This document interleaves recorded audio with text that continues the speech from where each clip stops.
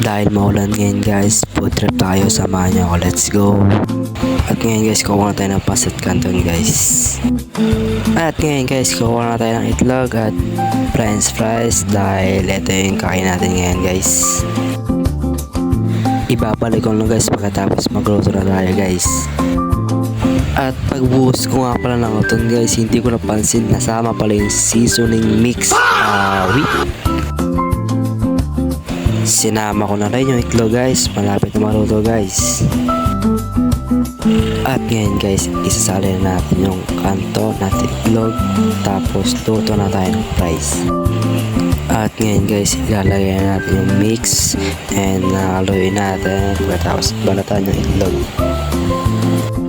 At nagluto na rin pala tayo ng fries guys, at nakalimutan kong bumili ng cheese powder. Wait. Solid guys.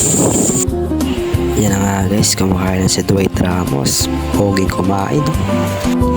Solid din yung fries guys, sobrang crunchy. Yun na nga guys, tapos tinikman ko na itlog guys. Sarap. Tapos puro pa pogi, wala naman GF. Wait. Yan na nga guys, binakbak na ni Dwight Ramos guys.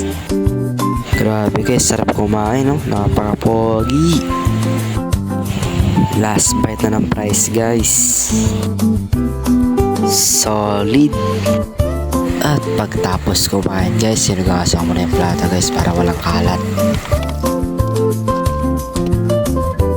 Next time ulit guys, babu!